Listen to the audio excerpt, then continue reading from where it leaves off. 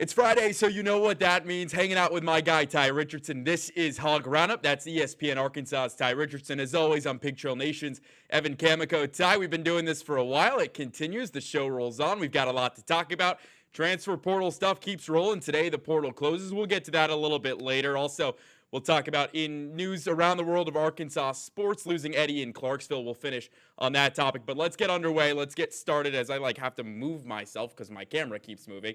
With the big news of the week, and that is the Arkansas Razorback men's basketball team getting back in the win column earlier this week, taking down South Carolina 108-74. They also now upcomingly will play Georgia. Let's start with that South Carolina game. Ty, your overall impressions on Arkansas getting back in the win column.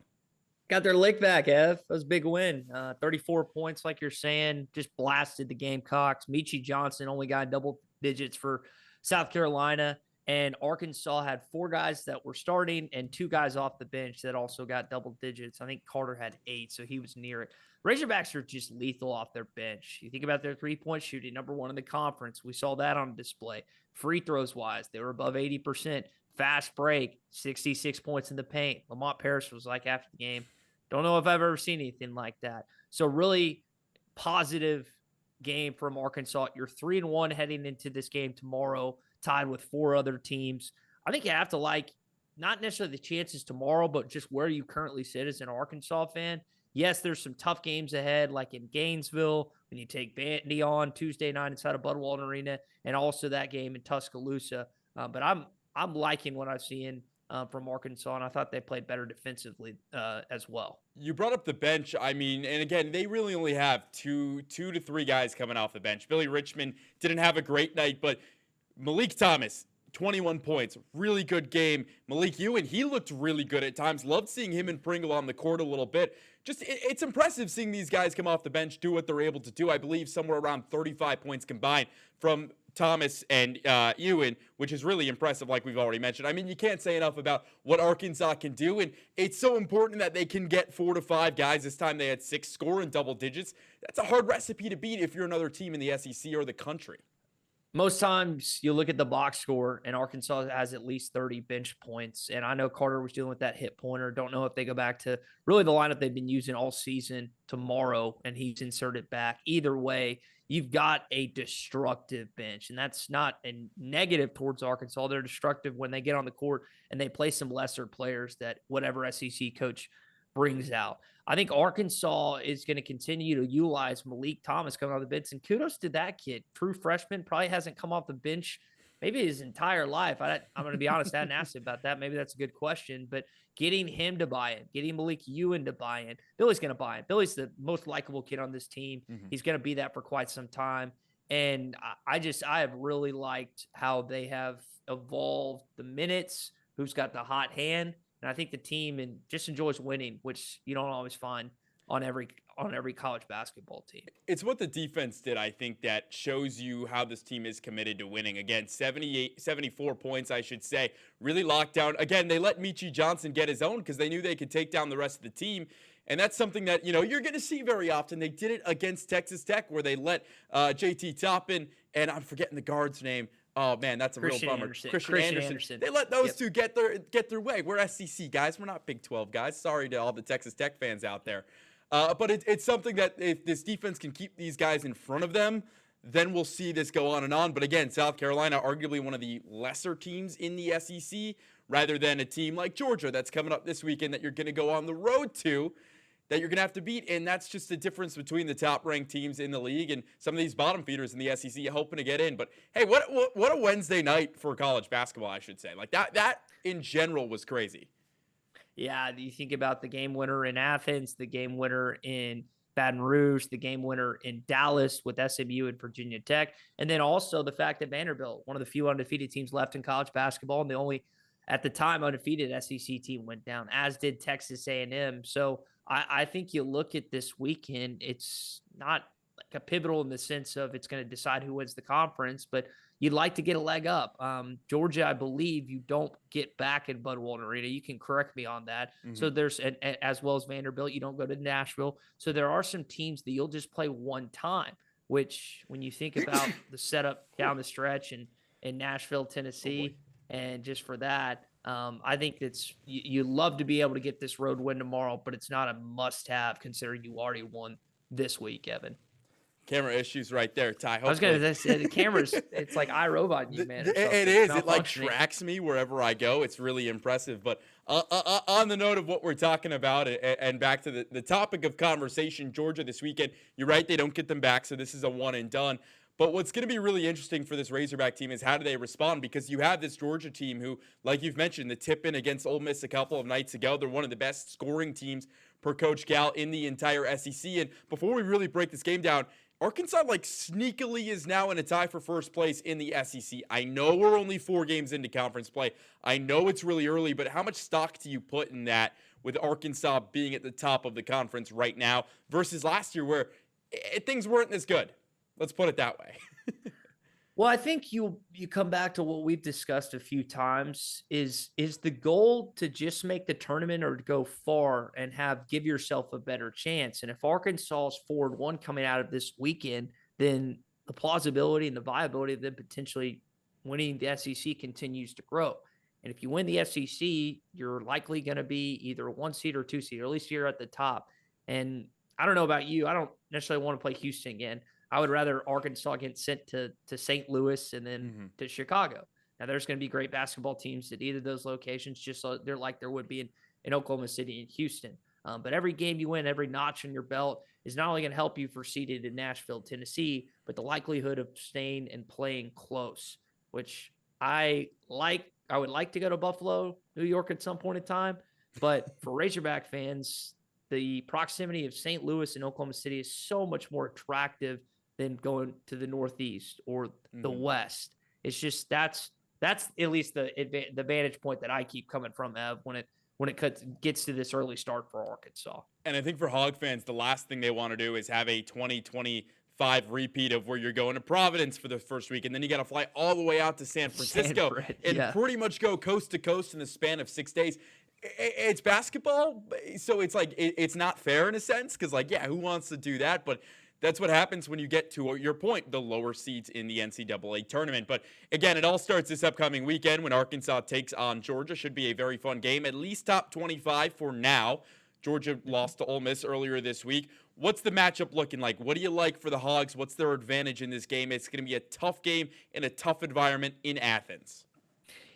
I think I like Darius Acuff to play some kind of in between. I don't know if he's going to play as good as what he did in this past game, but he's got the game in Oxford, Auburn, and East Lansing under his belt. Hopefully, again, not expected to have 13 assists and 0 turnovers, but didn't play great against Auburn, at least passing the basketball. I think he finished 17, 18 points, 7 of 16 of shooting, if I remember correctly, but it wasn't a clean game from him. He talked about it. Cal talked about it in the post game. And you're going to need him. That's another strength for Arkansas. They really don't turn the ball over that much. And that's pretty crazy considering a freshman point guard is handling the rock most of the possessions for the Razorbacks. And you got DJ out there and some other guys like Billy and Carter. But the lion's share of the possession is held by Darius Acuff, who's a 18-year-old, unless I'm incorrect about that. But so I tend to think Arkansas is going to play a pretty good game, unlike they did Auburn. Still think Georgia's going to win, though. I hate saying that, but I think they're gonna. I think they're going to put Arkansas at a 3-2 league play after this weekend. I will say you were dead accurate last weekend going down to the jungle. We were talking about the line, and of course, it wasn't as close as the line said it was, but you were pretty spot on saying, yeah, it's going to be a tough matchup for Arkansas going into one of the best environments in college basketball. What's going to be really interesting in my eyes in this is, like, I was looking up Georgia earlier. Blue Kane is still on this team. And I looked up, he's only a junior, which, like, I thought he was a senior 2 years ago. I thought the guy was really old.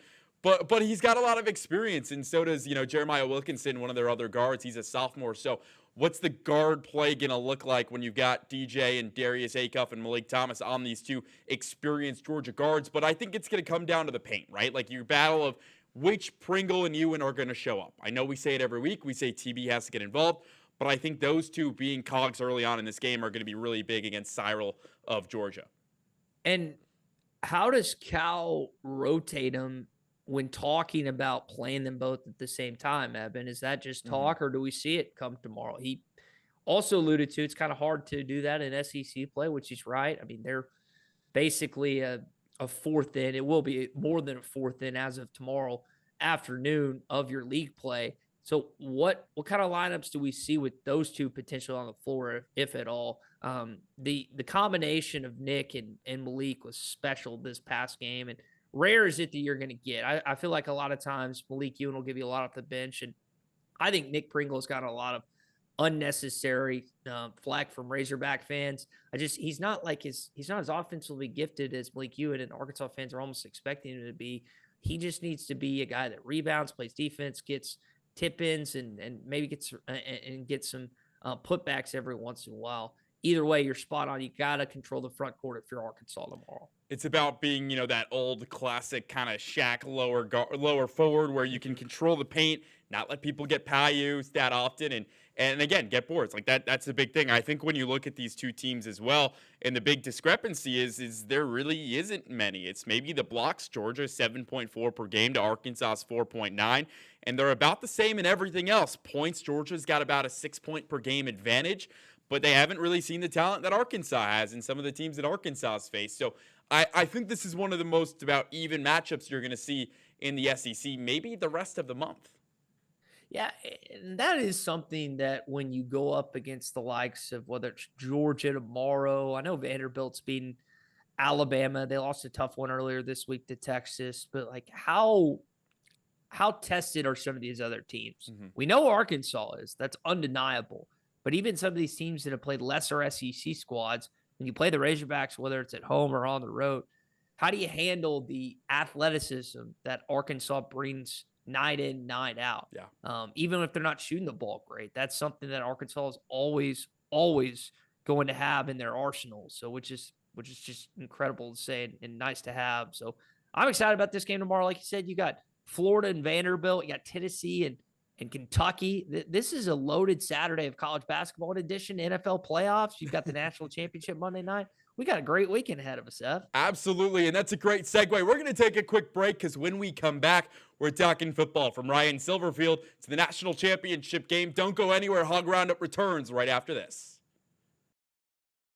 Back here on the Hog Roundup, that's Ty Richardson. I'm Evan Kamiko. We've talked plenty of basketball on the hardwood. Let's go over to football. We'll get into the national championship game in a little bit. I'm very excited to talk about that. We've been covering it the last couple of weeks here on the show. But first, portal closes today, Ty. It feels like Ryan Silverfield's team is pretty much complete, but there's been a drop-off when it comes to where he is in the SEC rankings, the national rankings. That's all too familiar, I think, for the last few years, where you're down at 12 in the SEC out of 16 teams rather than what was promised being in the top half.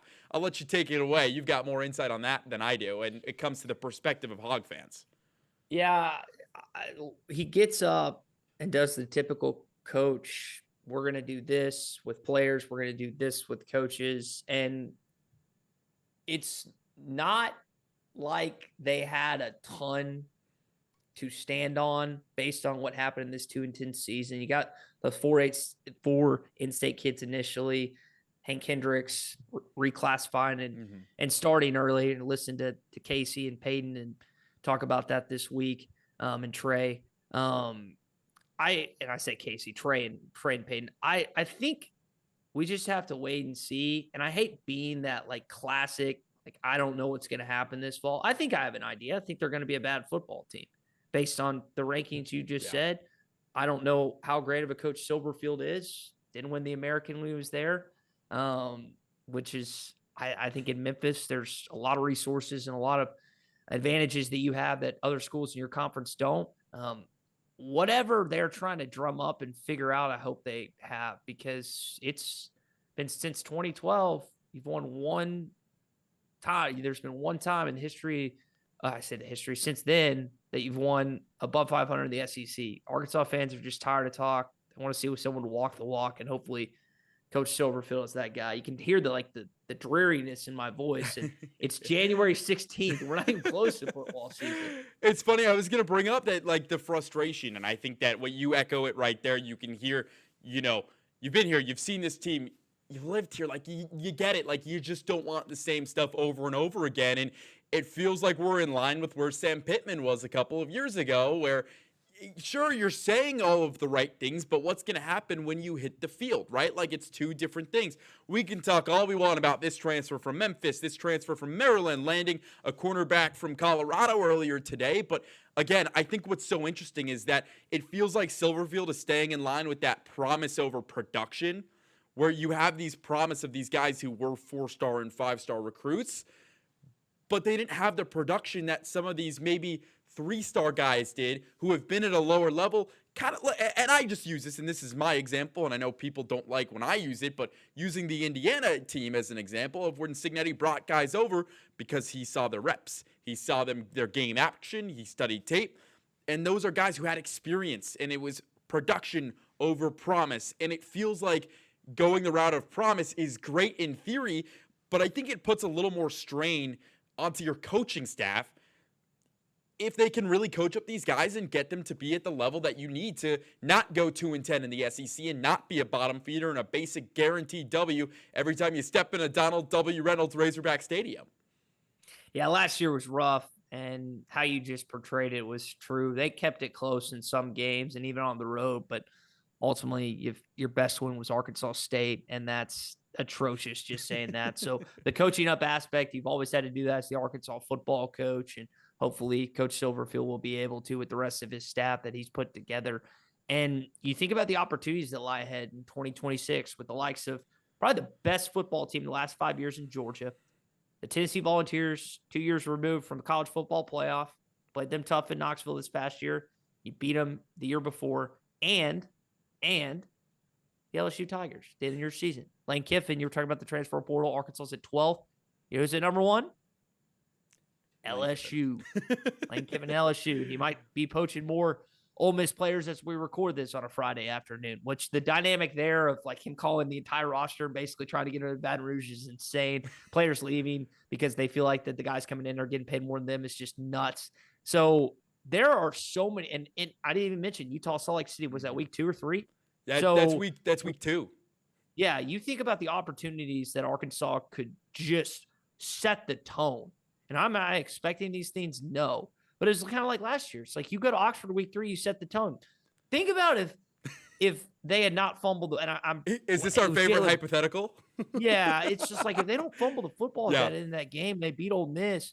I mean, give credit to Pete Golding's team for coming up big in the tail end of that football game. But what happens to Arkansas and Sam Pittman? What happens to Lane Kiffin and Ole Miss? I mean, there's so many different areas and dynamics you can go into, but instead you're 2-10. It's January the 16th, and I'm still negative skewed towards this football program. I love, if you're a community fan, like I always think of the Remedial Chaos episode where they toss the dice up and it lands and it's different scenarios, and it's like, what if we're in the scenario where the dice lands and Jaylen Brown doesn't fumble the ball? Like where would Lane Kiffin even be at LSU right now? Like that's all of the little butterfly effects that I love. I love that scenario, man. Like that is the scenario that I think drives Razorback fans wild of like what could have been.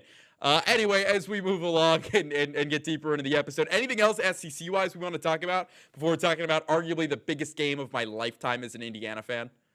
Yeah, I think the conference football's dominance is dead until proven otherwise. And I say, when I say dominance, it's like you can still call yourself one of the best, and you can still at least argue the best. But first time since 2022 that 3 straight years without an SEC team in the national championship. So this era's over. We'll see what the new era looks like moving forward for the conference. It's fascinating that you bring that up because it's twofold. Because on one hand, yeah, you're absolutely right. Like this isn't the SEC of yesteryear, right? Like there is no more dominance. But then again, you have SEC bias, and the ESPN I think is obviously has the SEC network, and we listen to SEC talk all the time. I'm a Big Ten guy. Like I grew up a Michigan fan and a Wisconsin fan, went to Indiana. So hearing it is like, well, they're like, well, the SEC deserves 7 and 8 teams in. But it's like, well, then last year you're crying that Indiana gets in the college football playoff. Well, why weren't Big Ten fans crying this year that Texas A&M got in the college football playoffs? I'm not saying like an Iowa or a USC deserved it over Texas A&M, but it's the same idea of like, well, Indiana didn't deserve to get in last year because they didn't beat anyone. Well, Texas A&M didn't beat anyone besides Notre Dame. Yeah. Like that's it. Nope. And they're like they were the automatic in.